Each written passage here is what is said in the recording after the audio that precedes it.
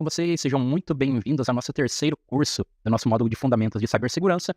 Então, nós teremos agora um curso voltado aos fundamentos de redes de computadores.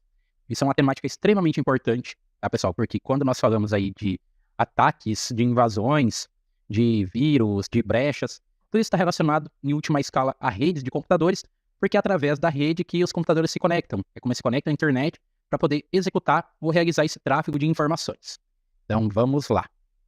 Então, o objetivo do curso é falar sobre redes, é um tema extremamente fundamental. Então, nós vamos conhecer algumas terminologias, alguns conceitos, padrões, algumas bases que vão ser muito necessárias para vocês dentro do curso e que também serve como um ponto de partida para algo que é aplicado em todas as áreas da tecnologia, todas as aplicações aí que, de certa forma, se conectam à internet, elas usam redes, sejam redes internas de uma organização, seja a internet, uma rede externa, ok?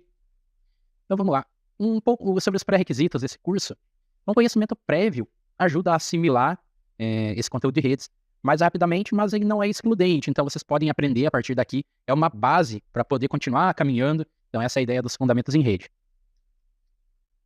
Então, temos um percurso com algumas etapas, né? Primeiro, então, vamos falar de conceitos de rede de computadores, termos, padrões. Na etapa 2, nós vamos falar dos componentes, como uma rede é construída, o que de fato a compõe. Na etapa 3, falaremos sobre protocolos, sobre tipos de comunicação através de redes. Vamos falar de endereços IP. E na última etapa, na etapa 5, falaremos sobre navegação com privacidade e proxy e VPN. Perfeito? Então, vamos lá.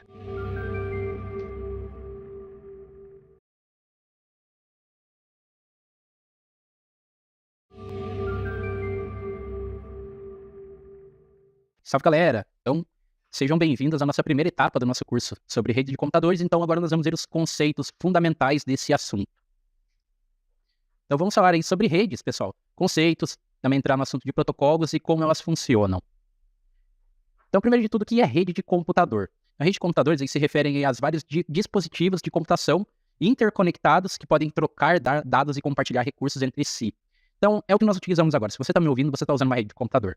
Você está conectado, seja numa Wi-Fi, seja numa rede cabeada, mas isso já é uma rede. Você está conectado a um roteador, que é um outro dispositivo, ele está conectado com a internet através de um provedor, então você consegue receber as informações por causa da conexão através de redes de computadores. Então, eles podem trocar dados, todo computador é um produtor e um consumidor de informação, também compartilhar recursos, como por exemplo o processamento, a gente utiliza isso muito em nuvem. Então, tem algo muito pesado para processar, eu consumo recursos de um servidor numa nuvem, uma Amazon da vida, Azure, por aí. Então, por meio de uma conexão via rede, eu consigo fazer esse consumo de dados e recursos. Então, esses dispositivos, eles utilizam um sistema de regras, que são os protocolos, que servem para transmitir informações por meio de tecnologias físicas ou sem fio. Ethernet e Wi-Fi, basicamente, cabeada, wireless. Então, agora temos alguns termos e conceitos fundamentais aí dentro das redes. Então, temos os nós. Cada equipamento conectado a uma rede, ele é um nó. Um computador, ele é um nó. Um servidor é um nó. Um roteador, um switch, um hub, tudo é nó da rede, certo? É o equipamento conectado. Os links, pessoal, são os meios de transmissão desses dados. Então, pode ser tanto um link sem fio, uma conexão Wi-Fi, ou físico via Ethernet, né, que é o cabo de rede. E também temos as arquiteturas, né, que elas definem especificações para esses componentes físicos da rede. As organizações, os protocolos, os procedimentos, regras de acesso, portas abertas, portas fechadas, mecanismos de autenticação, listas de controle de acesso.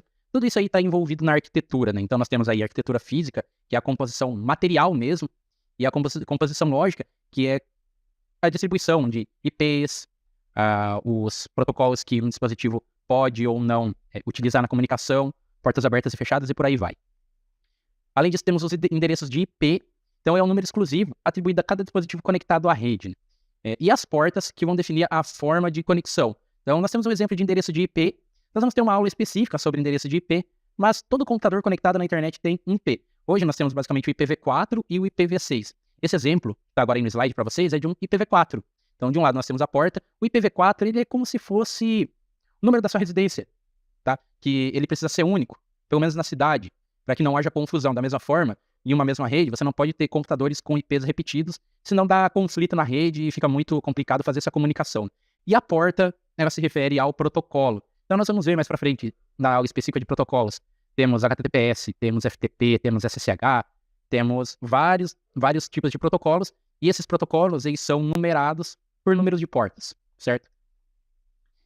E aí nós entramos na questão das arquiteturas de redes, certo? Então, o design, ou seja, a montagem da rede, ela é enquadrada basicamente em duas grandes categorias, a cliente-servidor e a ponto a ponto. Então, nós utilizamos aí, dependendo da aplicação, um pouco de cada coisa. O exemplo cliente-servidor é a mais comum. Então, nós, tanto vocês me assistindo quanto eu aqui gravando o curso, eu sou um cliente, porque eu envio as informações para um servidor e vocês consomem essas informações de um servidor. Então, o servidor, ele é nós podemos tratar um data center, um computador super robusto, que ele aguenta várias conexões simultâneas, ele tem um armazenamento de dados muito maior do que um dispositivo de cliente. Logo, é uma estrutura muito mais cara do que o computador do cliente. E é justamente isso que justifica o uso desse tipo de arquitetura, porque aí eu não preciso ter no local, eu como cliente, ter toda essa infraestrutura que o servidor tem, então eu terceirizo aí as tarefas pesadas para um servidor. E temos também a rede ponto a ponto, P2P ou peer-to-peer, é tudo a mesma coisa. Essa é uma rede mais do estilo descentralizada. Então, em vez de ter um super servidor ali, concentrando todo o tráfego e os clientes à sua volta, então cada ponto, ele atua ao mesmo tempo como uma espécie de cliente-servidor. Tá? Então, é bem interessante que isso é muito utilizado em redes blockchain. Por exemplo, o Bitcoin, ele é uma rede P2P, porque todos os nós, eles têm a mesma configuração e também eles têm exatamente as mesmas informações. Então, eles acabam sendo nós redundantes. Então, não existe uma estrutura central que, se caso ela cair, todo o sistema para. Se um nó de uma rede peer-to-peer cai, os outros suplantam e tudo continua funcionando normalmente. É muito utilizado também no torrent, para quem gosta de baixar jogos, filmes, séries, enfim, utilizando torrent. Ele também é uma rede peer-to-peer, porque o teu computador se torna um nó da rede, e ao mesmo tempo que você baixa, você acaba sendo um seeder, um propagador de informações. Então, você alimenta a rede peer-to-peer com o conteúdo que você está baixando também. É muito legal. Então, na arquitetura cliente-servidor, os nós podem ser servidores ou clientes, né? Então, e pode ser as duas coisas ao mesmo tempo. Então, eu posso ter um servidor que eu consumo de outro servidor, então eu sou um cliente, mas eu tenho clientes consumindo de mim, então eu acabo sendo um cliente e servidor ao mesmo tempo, é muito comum. Então, os servidores, eles fornecem recursos como memória, capacidade de processamento, armazenamento de dados aos nossos clientes. E a ponto, então, os computadores conectados, eles têm capacidades e privilégios iguais, sem ter um servidor central, né? Então, cada dispositivo da rede atua como cliente-servidor, justamente com a grande vantagem da redundância. Apesar dos nós serem menos potentes do que um servidor, eles não têm um único ponto de falha. Então a rede ela continua funcionando. Isso é muito interessante no caso das criptomoedas, porque a rede Bitcoin, que foi lançada em 2009, até hoje ela nunca teve uma parada total. Os nós entram e saem, que a gente chama de mineradores, mas isso é outro assunto. Eles podem entrar e sair da rede, mas a rede é tão distribuída que ela não cai caso alguns nós saiam. Além da arquitetura, nós temos as topologias de redes. A topologia é a forma como os componentes são distribuídos e organizados. Então, cada uma dessas formas de organização elas tem objetivos de obter resultados diferentes, né? Então, temos basicamente 4 tipos aí. Temos aí o barramento, temos a topologia em anel, estrela e malha. Então, a primeira topologia em barramento, cada nó está vinculado aí, apenas a um outro nó. Então, a transmissão desses dados, elas ocorrem aí em uma direção, então existe o barramento, e esse barramento leva como se fosse uma espinha dorsal, certo? Temos aí uma espinha dorsal com vários computadores conectados. Temos a topologia em anel, onde cada nó está vinculado a 2 outros nós, formando um anel. Então, os dados eles podem fluir bidirecionalmente, ou seja, ao contrário da topologia em barramento, que o dado só trafega por uma direção, eu posso me comunicar para outros dispositivos. É uma forma de uma cadeia, certo? O problema é que um nó, quando ele falha, ele pode comprometer toda a rede, porque ele não passa para frente as informações.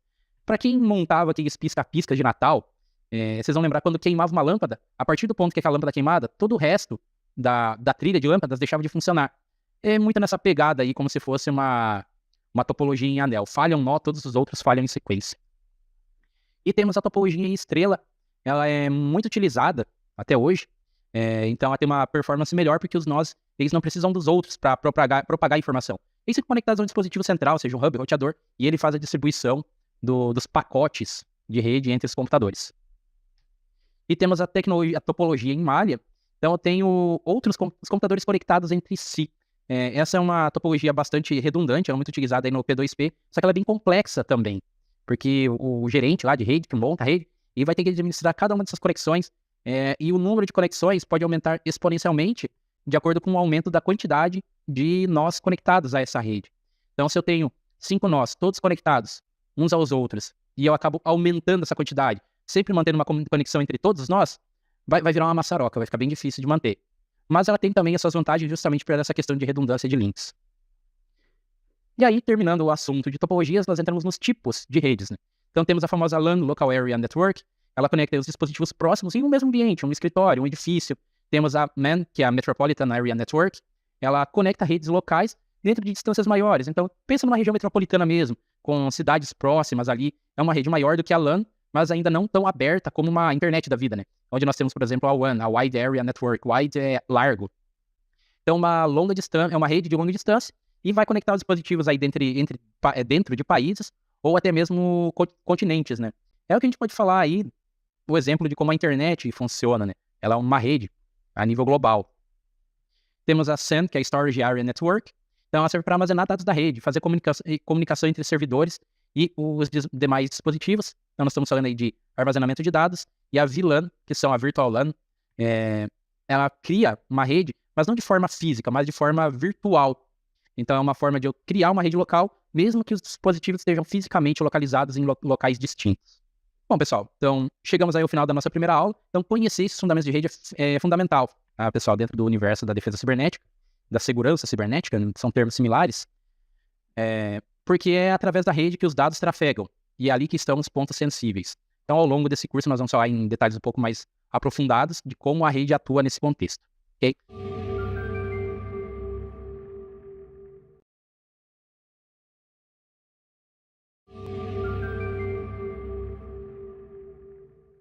Salve, salve galera, sejam muito bem-vindos aí à nossa segunda etapa do nosso curso de Fundamentos de Rede de Computadores e hoje nós vamos falar sobre os protocolos, certo? Os protocolos que são as regras que definem como a comunicação entre os dispositivos conectados numa rede é feita. Então, vamos lá.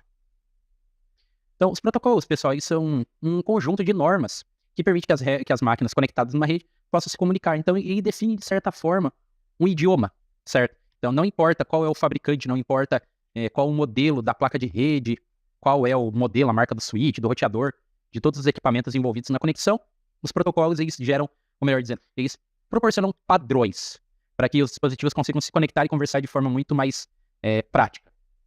Então, eles funcionam como uma linguagem universal. Então, os dispositivos, não importa onde eles estejam, eles conseguem se comunicar justamente por causa desse padrão determinado pelo protocolo. E falando em protocolos, pessoal, aí nós entramos nos modelos de camadas. Então, esses modelos de camadas, eles criam aí as regras e as orientações para a intercomunicação entre os dispositivos, independente de modelos e fabricantes. E na transmissão, por meio desse modelo de camadas, cada camada, ou seja, uma pilha, também chamada de pilha de camadas, ela realiza um determinado trabalho e entrega para a camada inferior, né? Então, nós temos aí o agrupamento de camadas que facilitam em algumas ações, né? Que facilitam, no caso, a análise desse processo de comunicação. Então, os modelos de camadas eles servem para delimitar as funções das regras de comunicação e dos serviços e das interfaces envolvidas, e eles servem como uma referência, uma comparação entre os protocolos e os serviços de pilhas. Tá? Então, temos aí dois dos principais modelos de camadas utilizados pelo mercado, que são os modelos OSI e TCP/IP. Então, nós temos camadas em ambos, então, com algumas diferenças, né? Vamos falar um pouco de cada um deles agora.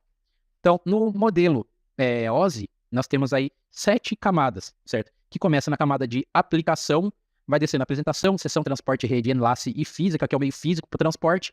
Então, veja que a aplicação é onde a interação do usuário com a informação que será trafegada, ela desce essa pilha toda, chega na outra ponta do receptor, ele sobe a pilha da física para a aplicação. Então, vocês podem aí olhar um pouco mais sobre essas camadas. O modelo OSI ele tem bastante conteúdo envolvido e nós vamos falar daqui a pouco sobre os protocolos que atuam em cada uma dessas camadas. Então, no modelo OSI, então, temos aí a decomposição desses componentes de redes em partes menores. Então, eles padronizam também esses componentes presentes na rede, fornecem ou proporcionam comunicação entre vários tipos de hardware e software, então, independe do fabricante e do modelo, e evita aí, ele isola, então, que as alterações de uma camada afetem as configurações de outra. E temos em paralelo ao modelo OSI, o modelo TCP/IP, onde ele tem apenas 4 camadas, que é aplicação, transporte, internet e acesso à rede.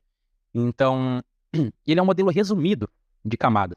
Então, o modelo OSI, de Open Systems Interconnection, ele foi o primeiro modelo a ser utilizado, criando aí base de nomenclaturas para redes, Porém, hoje o TCP/IP tem sido mais utilizado justamente porque ele simplifica a quantidade de camadas. E aí, fazendo uma certa comparação entre os modelos OSI e TCP/IP, então nós podemos ver que do modelo OSI, nós temos as camadas de aplicação, apresentação e sessão, elas ficam todas agrupadas dentro de uma camada só, que se chama aplicação no TCP/IP. E no modelo TCP/IP existe uma camada chamada internet, que é a camada de rede, certo? Onde há o tráfego das informações. E agora nós vamos falar, pessoal, dos protocolos de redes, né? Como nós vimos, a rede é dividida em várias camadas, cada uma com uma função específica. E temos aí diversos tipos de protocolos que variam de acordo com o tipo de serviço e a sua camada correspondente, né? Então vamos lá, a camada de aplicação. Nós temos o protocolo web, tá? O HTTP, o SMTP que é e-mail, o Telnet, FTP para arquivos, SSH para acesso remoto, vários outros protocolos aí dentro. Na camada de transporte temos TCP e UDP, bastante conhecidos e utilizados. Camada de internet, então, IPv4 e IPv6, um dos mais conhecidos. Temos também a camada de acesso à rede, onde entram a conexão Ethernet, modems, entre outros, certo? Então, dentro dos protocolos, nós definimos basicamente qual é o idioma dessa conexão, tá? Então, para cada protocolo, nós temos alguns tipos de serviços, certo? E esses serviços, eles são acessados por meio de portas. Então, diretamente ligado aos protocolos, nós temos as portas, que são números, uma espécie de indicação. Então, por exemplo, aqui tem vários protocolos com as suas respectivas portas, mas os mais utilizados aqui são o FTP para transferência de arquivos, que é dentro do protocolo TCP e a porta número 20, o 21, que é o FTP, só que uma espécie de um FTP seguro, né? Temos SSH, que é acesso remoto a máquinas. Podemos pular aí, por exemplo, para a porta 80, que é o HTTP, a porta 443, que é o HTTPS. Então, todos esses números eles são utilizados aí para indicar qual o protocolo e qual o serviço daquela rede. Beleza? Bom, então nós fechamos por aqui a nossa aula, pessoal. Então, esses fundamentos de portas eles vão ser muito úteis mais para frente, quando nós vamos trabalhar, por exemplo, com o Nmap, para fazer enumeração da rede, identificar portas e serviços abertos. Ok? Então, nos vemos na próxima aula.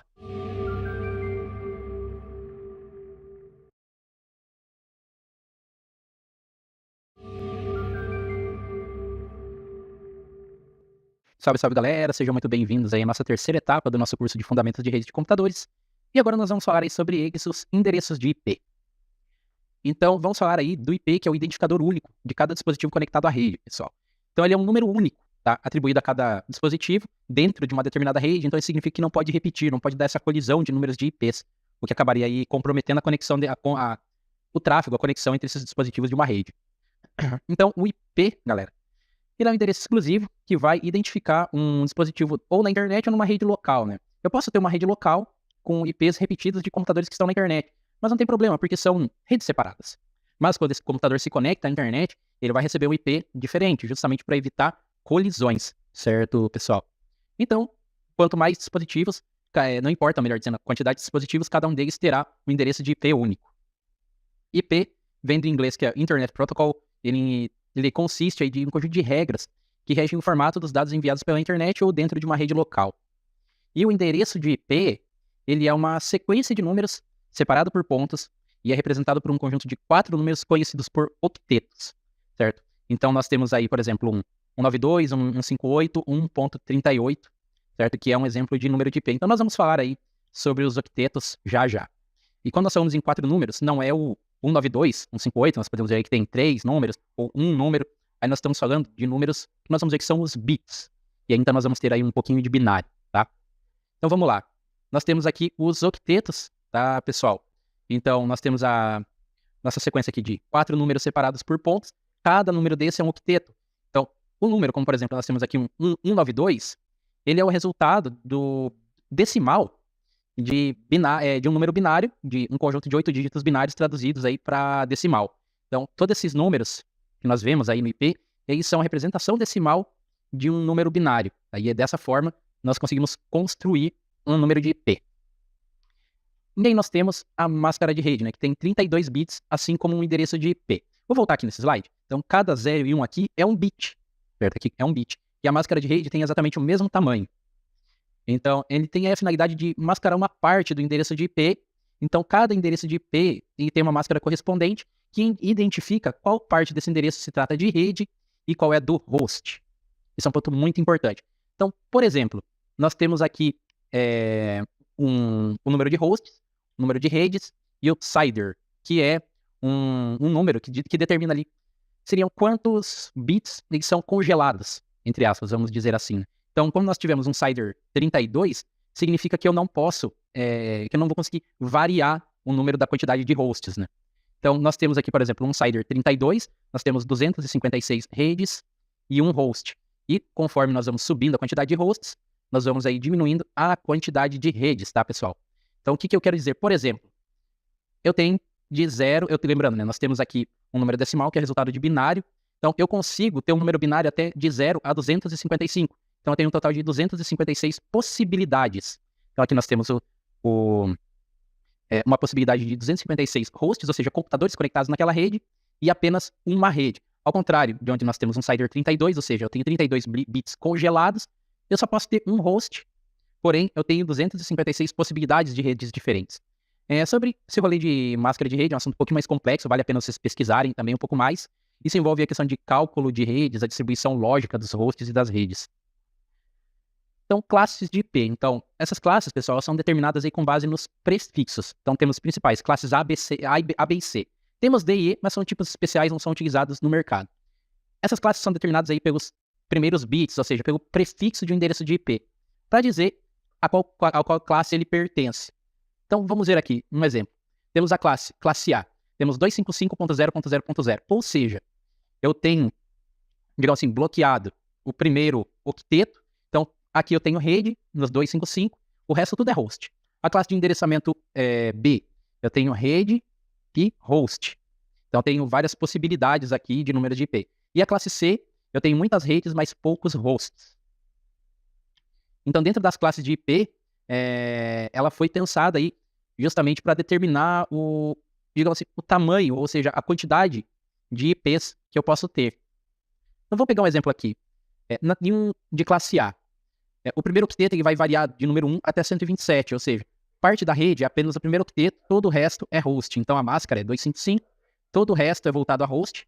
Então, isso quer dizer que eu tenho 126 hosts, ou melhor, 126 redes e 17 milhões, quase 17 milhões de hosts, né? Então, pensem que nós temos aqui 8, 16 e 24. Então, eu tenho 2 elevado à 24ª potência, menos 2. Porque eu tenho o broadcast, certo? O primeiro e último IP, o primeiro é da rede e o último é de broadcast. Por isso que é sempre menos 2 no final. Então, de classe B, eu tenho 16.384 possibilidades de números de redes e 65.534 hosts por cada uma das redes. É muita coisa, tá, pessoal? Mas já está ficando esgotado esse número de IPs por causa da quantidade de dispositivos conectados à rede, né? Então, nós estamos falando aqui do IPv4 e depois disso surgiu o IPv6 que nós vamos ver logo depois. Então, aí nós temos também os IPs de classe C, onde nós temos 3 octetos voltados à parte de rede e apenas um octeto voltado à parte de host. Então, nós temos 2 milhões de redes, 2 elevado à 21ª potência e 254 hosts por rede apenas. Então, nós vamos de 0. Quando eu tenho 8 bits, eu consigo formar até o número 255, tá? Ou seja, eu vou de 0 a 255, então eu tenho 256 possibilidades. Mas como nós eliminamos o primeiro e último IP, que é o IP de rede e o IP de broadcast, então sempre é menos 2. Então é muito importante isso quando for fazer cálculo de subrede, para não errar, tá? Então, para quem tiver dúvidas, tem muito material interessante sobre classe de IP, calculadoras de IP, vale muito a pena vocês verificarem, tá? Então aqui nós temos um exemplo de IP, né? O formato de pontas, né? Então temos o primeiro octeto, então octeto são 8 bits, como nós temos aqui. Temos um resultado decimal de um número binário, tá? Calcular em binário é bem legal, não é um negócio difícil, utilizando potência de 2 e somando. Então nós temos aqui os 4 bytes ou os 32 bits que compõem o número de IP.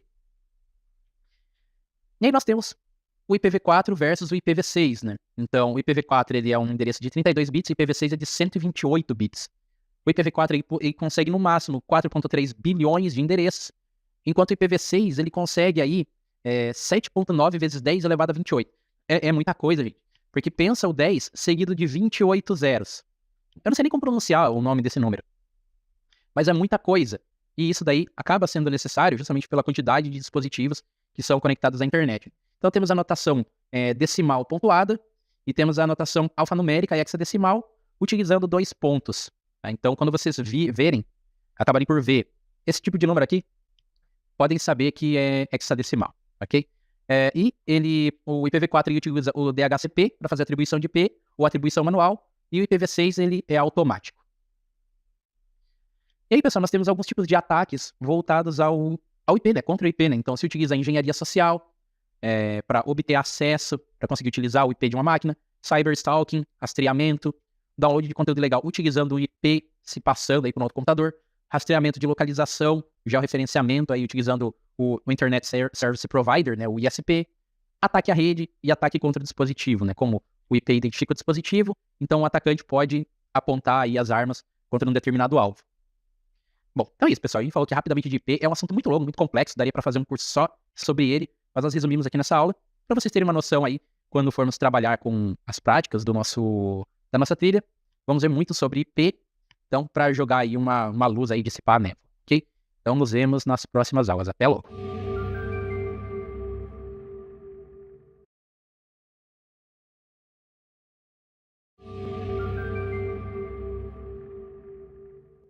Olá, pessoal, sejam muito bem-vindos. Então, a nossa quarta etapa. Então, nós vamos falar aí sobre privacidade na internet com a utilização de proxies e VPNs. Então, pessoal, de uma forma introdutória, né? A privacidade é algo que tem chamado muita atenção na internet. Por um bom tempo, né, as pessoas, principalmente o público leigo, achou que a internet era uma terra onde ninguém sabe quem é ninguém de verdade, ou seja, não tem como ser descoberta a pessoa por trás de alguma ação na internet. Mas isso não é verdade. Na verdade, é muito mais fácil do que se imagina rastrear, encontrar uma pessoa, se chegar a um indivíduo, né? Ou a gente, como costuma dizer, vai chegar no CPF, né? E isso tem um lado bom e tem um lado ruim, né? É bom identificar pessoas quando existem fraudes, crimes na internet, onde você precisa ter ali punições devidas, né? Mas a questão também é que informações sensíveis de indivíduos comuns também ficam expostas à internet. Isso pode gerar uma série de danos aí. Então as pessoas têm se ligado cada vez mais aí nessa questão da privacidade, buscando recursos para isso. Então, hoje, muitos internautas, as pessoas que utilizam a internet, eles comparam proxy com VPN, se perguntando o que deveria utilizar para proteger aí a sua privacidade, né? Então, dizem que é uma coisa igual a outra, mas na verdade elas têm uma mecânica, um funcionamento completamente diferentes. O fim é o mesmo, tá? Privacidade do usuário. Porém, eles têm diferenças sensíveis quanto ao funcionamento. Então, vamos começar falando aqui das VPNs, né? VPN é abreviação em inglês para Rede Privada Virtual, ou Virtual Private Network. E os proxies, eles são uma solução aí em potencial, porque eles criam uma camada extra entre o navegador e qualquer empresa aí que faça o rastreamento de dados ou governos. O que é rastreamento de dados por empresas? Detectar o perfil de navegação do usuário para direcionar anúncios, principalmente essa questão de anúncios, para que a pessoa encontre produtos ali que se encaixem num determinado perfil. Só que aí tem dados sensíveis também, que às vezes as pessoas não gostariam de compartilhar. Da mesma forma, os governos aí na busca por criminosos, terroristas e afins, né? Então, falando especificamente da VPN, né? O P é de private, de privado, né? Então, ele encripta, ele codifica os dados enviados ou recebidos do cliente. Então, ele pode acessar sites de forma segura, privada, usando os aplicativos da forma que mais achar melhor, independente da rede utilizada. Então, temos aqui um esquema de como a VPN funciona, né? Sem a VPN, a comunicação é feita direta com o provedor de internet, né? As empresas aí que nós contratamos para liberar o acesso à internet. Com a VPN, ela cria uma espécie de um túnel, tá? Quando a gente for falar quando for trabalhar na prática com VPN, nós vamos ver aí a questão de túneis. É como se fosse uma via paralela, tá? Então, temos a estrada comum da internet, mas temos também os túneis, as estradas paralelas, onde a comunicação ela flui de forma encriptada e também sem demais atores ali espionando. Então, o cliente instala uma aplicação de VPN no computador local, ele se conecta com o servidor de VPN, e esse servidor de VPN, ele se conecta com a internet. Então, não é que ele disfarça o computador, ele cria um outro caminho. Na prática, é isso. Então, é a grande diferença aí da utilização da VPN. Então, é um canal privado de comunicação, de forma resumida. Então, vantagens da VPN. A VPN criptografa a extensão, então é difícil para o hacker escutar a transmissão, ficar esperando ali a transmissão de pacotes e roubar esses dados. Então, evita aí que um provedor ou um empregador espione tráfego, rastreando aí o tráfego do roteador. Então, é como se ele estivesse fora, estivesse numa rota à parte, então não tem como ser rastreado. E de uma forma paralela à VPN, nós temos o proxy. Tá? Então, ele é um servidor remoto, onde ele é acessado através de um aplicativo web, um programa desktop, um navegador, e o proxy, ele acessa em seu nome. Proxy, galera, o termo mais parecido do português aqui é uma procuração. Por exemplo, eu moro em Foz do Iguaçu, aqui no Paraná, e digamos que eu tenha que fazer algum tipo de... resolver algum assunto nos Estados Unidos. Só que é ruim eu ficar viajando para lá. Então eu dou uma procuração para uma pessoa lá, daquele local, onde ela pode assinar documentos em meu nome. Tá? Dessa forma, é o servidor de proxy. Então, eu tenho o IP da minha máquina conectado à internet e o servidor proxy tem o IP dele. Então, ele vai se conectar, vai fazer as requisições na internet em meu nome. Então, o que vai ficar lá rastreado é o IP do servidor de proxy. O meu IP, ele permanece oculto. A questão é confiabilidade do servidor de proxy. Porque se o servidor de proxy está comprometido, então já era. Então, assim, você vai acabar sendo descoberto. Então, por isso, é muita questão de confiabilidade do servidor de proxy utilizado. Então, basicamente, em vez de ter uma conexão direta com a internet, eu me conecto a um servidor de proxy, adquiro aquele IP e aí sim eu vou para a internet. Óbvio que esse tipo de intermediário, pessoal, ele acaba dando assim adicionando um pouco de delay na comunicação, porque você tem ali uma etapa adicional. Mas, se você está usando um proxy, é porque vale a pena, tá? Dado o seu caso. Então, essa pequena perda aí de performance, ela acaba sendo compensada justamente pela segurança e privacidade adicionadas. Então, quando o termo proxy, né, na maioria das vezes se refere a um servidor proxy HTTP, web, navegação na internet. Tá? Então, eles recebem o comando do cliente, eles acessam uma determinada página e encaminham os dados para o navegador. Então, apenas o servidor proxy sabe quem você realmente é. Bom, então é isso, pessoal. Agora, nessa etapa, nós conhecemos a parte teórica de proxy e VPN. Nas etapas e cursos seguintes, nós vamos configurar e utilizar esses recursos para aprender a navegar de forma privada ou com privacidade na internet. Inclusive, nos próximos assuntos onde nós vamos tratar de Deep Web. Ok? Então, nos vemos lá. Até mais.